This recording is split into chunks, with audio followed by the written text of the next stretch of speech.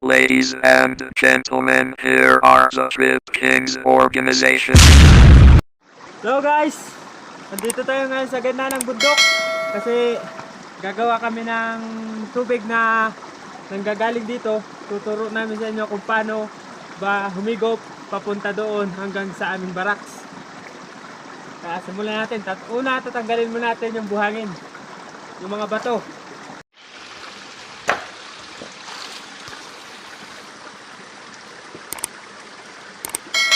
Ganito kahirap ang paggawa ng tubig para may mainom. Kailangan buhatin ng malalaking bato. Yan guys, ganito kalalaki.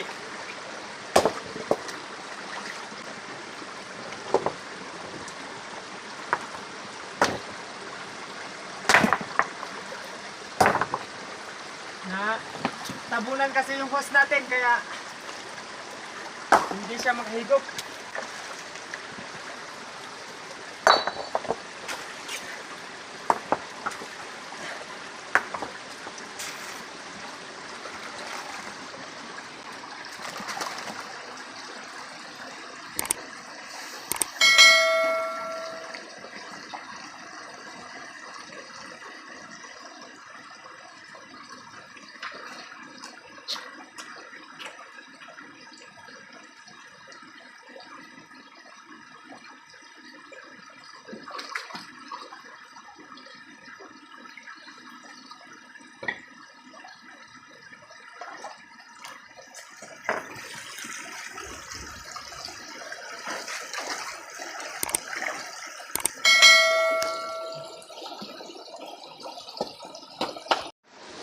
Damdama.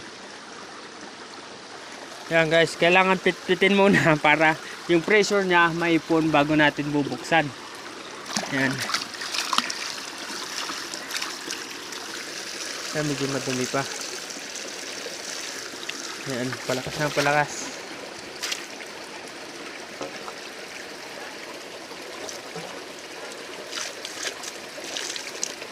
Nagaano pa siya, parang naanuhan kasi siya ng buhangin kaya medyo mahina pa.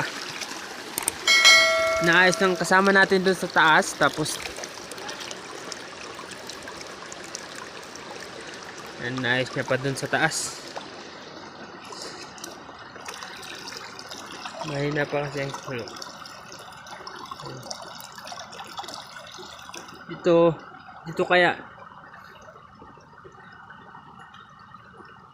dito kami nakuha ng tubig kasi nga malinis, walang taong napunta, at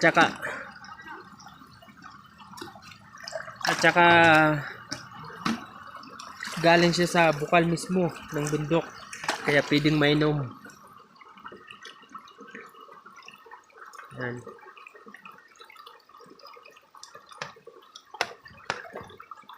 Nga itong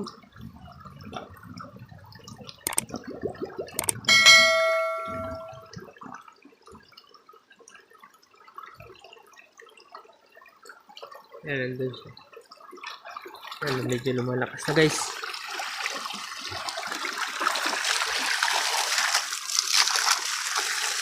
Yan, meron na guys. Meron ng tubig. Dahil lang natin na luminaw yan kasi nga medyo lumabo doon gawa ng inaayos natin. Na anuhan pala siya ng mga buhangin kaya hindi siya makahigop. Ito din ang tubig na ginagamit namin para pandilig ng mga gulay. Kaya importante dito ang tubig din. Yan, tapos na doon kaya pabalik na siya dito. Tapos itatali natin doon para doon na naman tayo sa baba magtatali para dire-diretso na doon sa barak natin. Yan guys. Medyo malakas na siya. Mainom to guys. Dito kami nainom. Parang mineral water.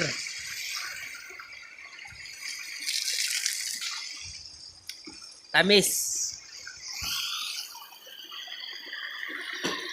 Yan, pupunta na siya doon kung titignan niya kung naanuhan ba ng buhangin.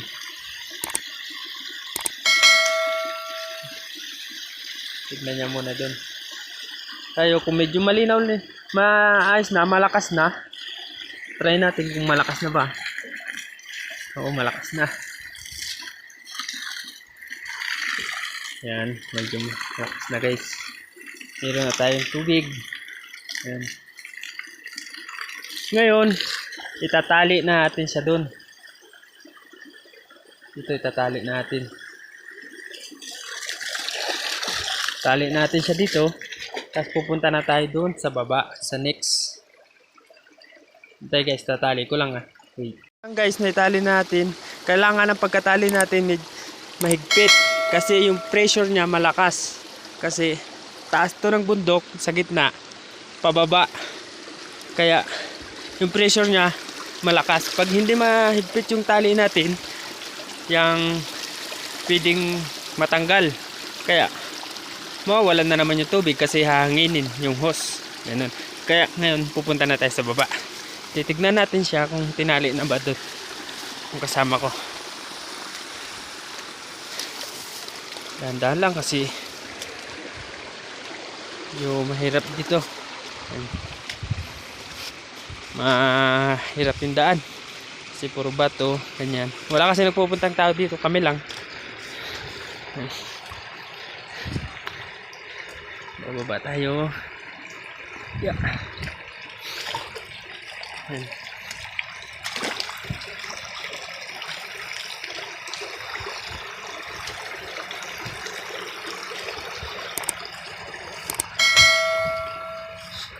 Guys, yung malalayo pa din yung lalakarin natin papunta dun sa kabilang pagtatalian natin.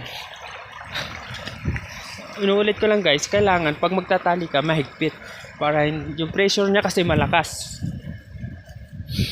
Pababa kasi mula galing kasi sa taas, pababa. Siyempre, lakas yung hatak ng tubig. Kailangan mahigpit din yung pagkatali. Yan.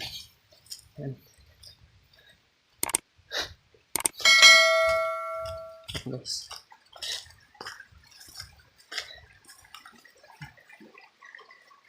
Yeah.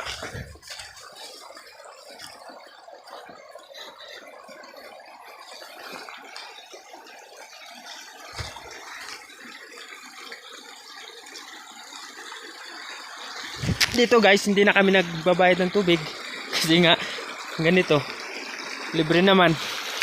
Basta marunong ka lang magawa ng paraan para magkatubig ka. At saka sipag lang, kasi kailangan talaga yan pag gardinero ka, kailangan talaga ang tubig kasi pang dilig sa mga gulay. Yan, doon pa tayo pupunta guys. Diba ang lakas ng tubig, malinaw. Yan. Fresh, parang mineral water. Matamis-tamis siya na basta, hindi ko mapaliwanag, parang yan guys, andito na tayo sa kabilang pagdudugsungan natin yan medyo mahina pa, hintayin pa natin lumakas yung pressure nya para may tali na rin natin. Pag ganito medyo mahina, takluban nyo lang guys para hindi lumabas yung para maipon yung pressure nya bago nyo bibitawan para medyo lumakas. Ganyan pag ganun pa rin, ulit-ulitin nyo lang para lalakas yung tubig kasi yung pressure nya mapupuno sa loob tapos hahatakin niya palabas yung tubig. Ganyan guys, ulit-ulitin lang natin. Pag ramdam nyo na sa kamay nyo na medyo parang pumipersa na siya, yung parang tinutulak na yung kamay nyo, bibitawan nyo guys. Ganyan, para yung pressure nya lalakas. Kasi nga medyo mahaba yung hose at saka paikot-ikot dito sa bundok, natural lang nga humina yan ng konti. Kaya hintayin natin siyang lumakas. Kung nakikita nyo yung parang bumubula-bula, kasi yan, nahangin yung hose. Ibig sabihin nahangin, meron pang hangin na hindi na itutulak palabas Kaya hindi, medyo mahina pa yung tubig.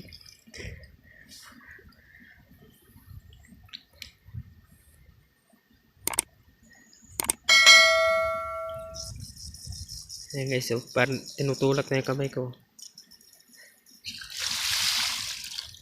Ganun lang guys ang gagawin natin.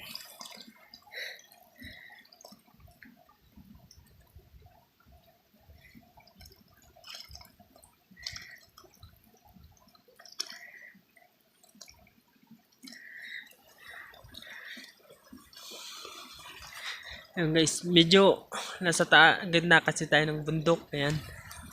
Kung nakakapansin kayo pag nasa bundok kayo, merong makikita kayong falls. Nandun yung falls sa pinakadulo. Hindi na tayo nagpunta doon kasi nga sobrang layo.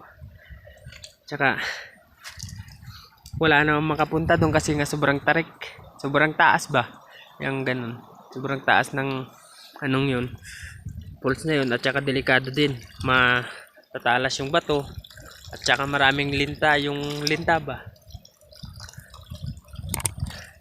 Nandiyan na yung kasama ko. Ayan.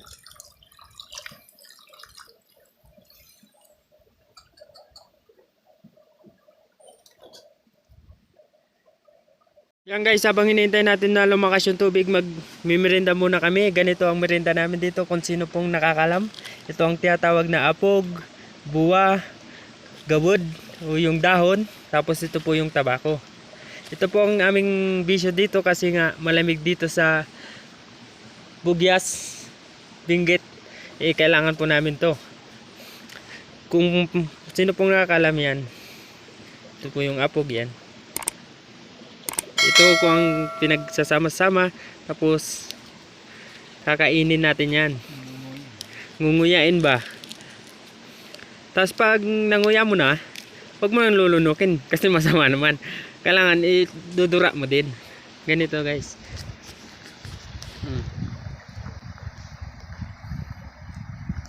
Sarap. Yan ang bisyo namin dito guys. Babang hintay pa natin lumakas ng tubig guys. Magmimingga muna kanyang mama ang tawag dito kung sa Tagalog sa sunganga. Yan. Guys, malakas na. Kaya itatali ko na. Wait lang guys ha. Itatali ko lang. Sobrang lakas na kasi eh. Malakas na yung pressure na. Guys, naitali natin. Kaya next, doon naman sa kabila. Kaya pupunta naman tayo sa kabila. Ayan. Maglalakad na naman tayo. Medyo malalayo pa rin. Last na tali natin yon, tapos hanggang doon na yon sa barracks. Dari-diretso na yon. Doon sa kampo namin.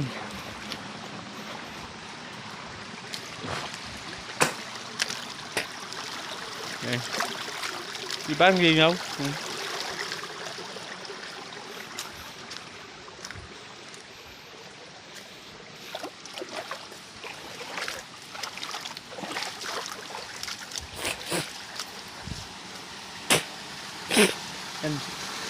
Dito tayo dadaan kasi delikado, baka malaglag tayo dyan. Medyo matatalas ang bato, makasugat. Dito na pala yung kasama ko, naghihintay na.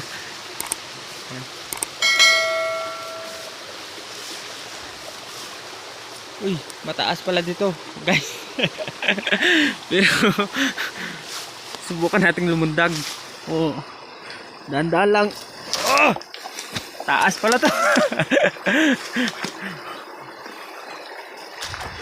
Guys, malakas naman na pala dito eh. Yan, malakas na guys. Tali na lang ang kailangan.